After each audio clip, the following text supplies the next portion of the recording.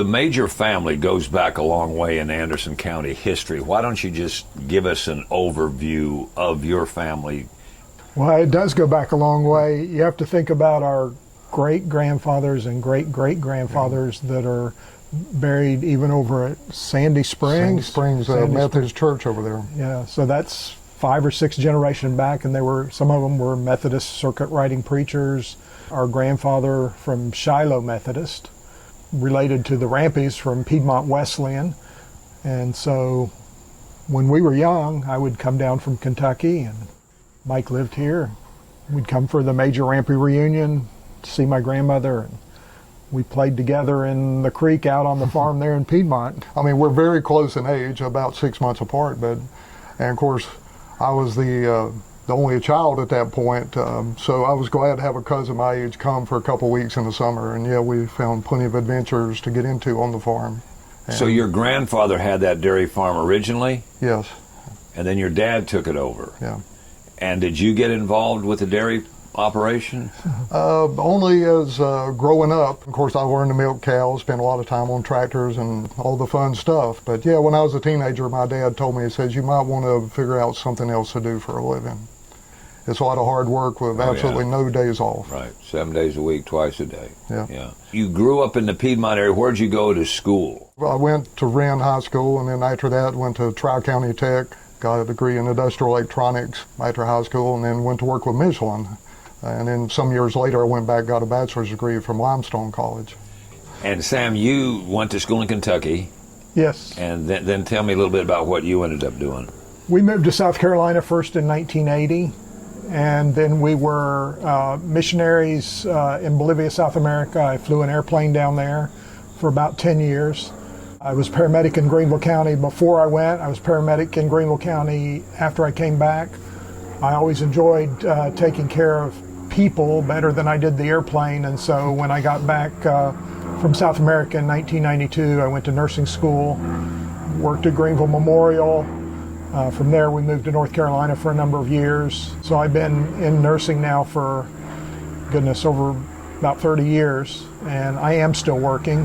For the last number of years I worked in healthcare, information technology, as a nursing informatics data person. Your introduction into hiking, what do you remember about the early days, and why did you do that? Well, I've hiked all my life. I was overweight, weighed about 310, 320 pounds. I was physically active, but obviously weighed way too much. And just got inspired to take care of myself and start hiking. One of my goals was to climb Half Dome in Yosemite when I was 60. Had a rafting trip in the Grand Canyon with my son a number of years ago, and I knew I just had to lose weight, and I did. And then I got into hiking the Appalachian Trail. Really, the Appalachian Trail was some of my first backpacking hiking. I'd made some attempts at it previously, but really serious into the backpacking long distance hiking started about 6 years ago for me. And Mike, how did you get involved in hiking? Well, I've had kind of brief periods here and there over my life. I went on a backpacking trip with a friend on the Foothills Trail probably about 35 years ago, and then had a long lapse. And when my son was in Boy Scouts, of course, we did a number of backpacking trips with the troop, but all that kind of wound down around 1998 or so forth. And I was actually looking for someone to go hiking with for a period there, and never could really seem to find someone to go with until, just a few years ago, Sam and I connected on the common love, I suppose you'd say. And do you remember the first time you all took a hike together? Oh, I do. I mean, this is the one that sticks with me, and I actually failed miserably. I had to bail out on him after about 17 miles or so. The first day? Well, I made it through that day and into the next morning, but and we were actually on the Foothills Trail, and we were near Burroughs Ford, and we finally got to a place there. A guy carried me in his car up to the top of the hill, and I called my wife and said, "Come get me." For those that may not know, tell us about the Foothills Trail, because I've hiked that, where it starts and where it ends, vice versa. Well, the one end is in Oconee State Park, yep. Other end's in Table Rock State Park. So it's about 76 miles, I think, something officially. Like there's some spurred trails off of it, but it goes along the Chattooga River. Goes up And- on Sassafras. Right around Sassafras, highest point in the state, See. and then of course around the back of Joe Cassie, where I think 4, maybe 5 rivers come Yeah. in. It's absolutely a beautiful trail. Yes, Yeah. it is. Did you all then do the part of the Appalachia Trail together? I've done what I call my annual take a week off work and hike the Appalachian Trail, and Mike's been able to join me for the last 2 years. And you started in Georgia? I started at Springer Mountain in Georgia. Right. And you're now how far up? We're in Daleville, Virginia, Yeah. so we finished this year at about 730 miles. All right, for those that know nothing about the Appalachia Trail, give us a kindergarten overview of the trail and how a lot of people hike it. Oh, well, yeah, through hikers every year. hike- Over 1,000 now that would complete every year, and way more than that would start. And you go northbound from Springer, and it ends in Maine at Katahdin. So some people take 4 or 5 months and just hike the whole thing. You can do it in 4 or 5 months? Some people do, yes. 6 months maybe on the outside, but Still on the Appalachia Trail. When you do these weeks at a time and include in your discussion how people that do the whole thing have stuff dropped off at post offices all the way up the road. used to, and now people have learned to live out of grocery stores and so forth too. So some people still mail things. It's more common now to just stop at a convenience store or grocery store and buy what you need for the next 4 or 5 or 6 or 7 days. There's just enough road crossings and so forth now. But people that have special dietary needs do mail things to a post office or a hostel. Hostels are big things all along the trail, or people that have got an old house or whatever and renovated it, and it's a hiker hostel, and people come in for the night off the trail, home cooked meal or whatever, and some of them are very, very lovely. Are they really? Oh yes, very nice. On average, how many miles will you and Mike do on the trail a day when you're doing that part of it? Probably our average has always been around 15 miles. I think that's, and we take 8 days and finished 110, 120 miles this year. And During those 8 days? Right, yeah. And you hike how long? How many hours does it take to do that 15 miles? Well, we're early starters. Oh, we are. Our joke is we have to start early so the young guys will not pass us until on up the trail. But we take some breaks. I mean, sometimes we might take a nice lunch break. It may be as much as an hour. Just depends.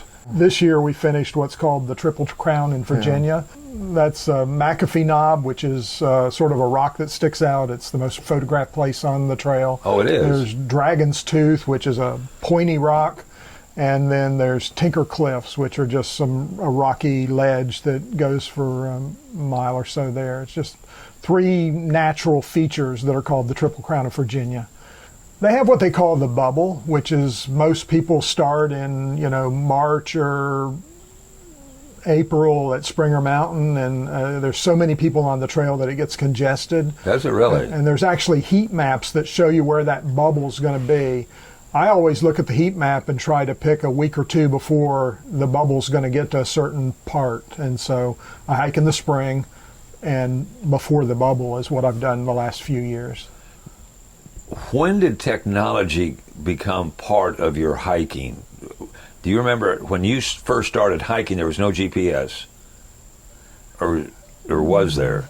I did use National Geographic maps the first couple of years. Maps, right, regular old maps. Yeah, a paper map. Yeah. And now, for the last several years, there's a app Far Out, and it works without your cell phone working. It's GPS. It shows the trail. It shows all of the water sources. It shows the road crossings. It shows the hostels I was talking about, stores. So I use it almost exclusively for the Appalachian Trail and the other. We did the John Muir Trail last year. We did the Colorado Trail this year, and they're all in this app called Far Out. John Muir Trail in Sierra Nevada is a 210-mile trail that runs either from Yosemite Valley to the top of Mount Whitney, or if you go northbound from the top of Mount Whitney to Yosemite Valley. So that's in California? That's in California. It's very high altitude, rugged, remote, and absolutely gorgeous.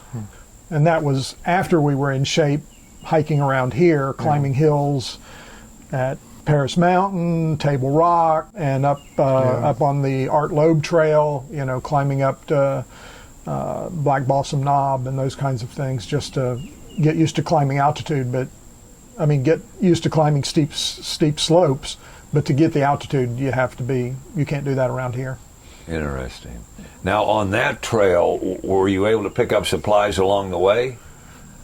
We did. One of them involved a 14-mile round-trip hike out to a trailhead to get supplies. Another one involved Mike So that's Payne. 28 miles. No, 14 miles round trip. Okay. 7 out, 7 back in was our first resupply. Just to get supplied. Second resupply, Mike paid 70 or 80 or 90 bucks to mail a 5-gallon bucket to a ranch. Yeah. Oh, really? Yeah. And then after that, there were places where my wife could meet me. But we had 4 or 5 resupplies, and 2 of them at least were difficult. We were out 11 days without seeing somebody Wow. where we could pick up supplies. Yeah. And no cell service for 11 days either. And no cell service. Yeah. Now tell us a story about what you did this year and what prompted it and what was involved, because you had help on this one. Well, we had help last year too, but the help was more frequent this year. My wife it's a term called trail angel. A trail angel is someone that provides sometime unexpectedly, but we sort of have our built-in trail angel. And but anyway, the Colorado Trail, 490 some miles, plus we added in climbing Mount Elbert, the tallest mountain in Colorado. So we did over 500 miles this summer. I think that, just the challenge, the beauty, stepping it up from 250 miles to 500 miles, the Colorado Trail just seemed like a good thing to do. And we really enjoyed it. Where did you start? We started at Waterton Canyon. That's right outside of Denver, Colorado. It winds its way through the state, over through Breckenridge, down past Leadville, down past Salida, Twin Lakes, down past Silverton, and ends in Durango, Colorado. And from time to time, you did have cell phone service on that trail? We did, way more than the year before. There were days where we didn't. We do carry satellite communicators, so we can text even if we don't have cell service. It's called the Garmin InReach Minis. Both of us have one, and we can text on our phone, and it goes out through the satellite. Tell me about eating, Mike, on the trail. What's that consist of? A big consideration, of course, is the weight of your food. And of course, there's no way you can carry enough food to really even satisfy a normal appetite. So we both lose weight while we're on the trail. But you want things that are easy. This time we opted to, for the most part, go with no cooked breakfast, although some mornings we did warm up water and had the instant coffee because we just need our coffee. Lunch was usually something like a Spam in a tortilla, or peanut butter and jelly in a tortilla. Usually for dinner we'd splurge and pull out the stove and heat up hot water to rehydrate something. Usually something that's either pre-packaged, you buy at REI, or Sam has been good at finding a number of recipes of things you can make, and you basically have the ingredients and just add the hot water to it and let it wait several minutes for it to rehydrate. You keep your pack weight at about what? For me personally, mine's probably between 35 and 40, depending on how much food or water I have in it at the time. Yeah, they have what they call a dry weight, which I like it to be under 20 pounds, but I was probably, it just depends on how much water you're carrying or how much water you need to carry. But, mine was probably 30, 35 pounds most of the time. And in the pack, it would consist of what? Tent, sleeping bag, stove, a few extra clothes, your food, your water. But then there were some times when you just left the trail and took it easy. Oh yeah, absolutely. On this 38 days, we had 3 what we call 0 days, no hiking. We had what we call Nero, which is near zero, and where it might be 8 or 10 miles, get into town by noon. And yeah, we would get a motel. No, I stayed in the RV with my He wife. stayed. I would usually either get a cheap motel or a hostel, depending Okay, on. where you were. Yeah. What kind of animals are out there to be seen? Oh, we thrilled when we saw the moose. You saw moose? We saw several moose. We saw the regular marmots and pikas. Pika's like a little in the rabbit family, real cute. They're hard to get pictures of. We saw Snakes? deer. Numerous deer. I saw a couple of snakes. Mike saw a rare. Called a pine marten. First, I thought it was some kind of odd weasel, and when we were in Gunnison at this very interesting store that sold furs and antlers, they identified that it was a pine marten. So looking back on the trails that you've hiked, they all have a uniqueness to them? Oh, absolutely. And how would you describe the Colorado Trail? It was diverse, had several ecosystems. It was long. 38 days. It was beautiful. And they were segments. I mean, it was beautiful, but they were parts. It was just tough. Yeah. Some of the climbs. We have a YouTube channel, Travel and Trails with Sam and Alice. And that was done on your phone. Yes. Where to next? I don't have any specific plans, but I think Mike and I are both very interested in maybe spending a week in the Wind River Range in Montana. So we're not sure. We'll do another section of the Appalachian Trail next year. Okay. If we go overseas, we would like to do Tour de Mont Blanc. Yeah. Where's that? It goes around Mount Blanc, and so you're in Italy, Switzerland, and I think France, right? France. Okay. Yeah, as you Wow. go around the mountains. Okay.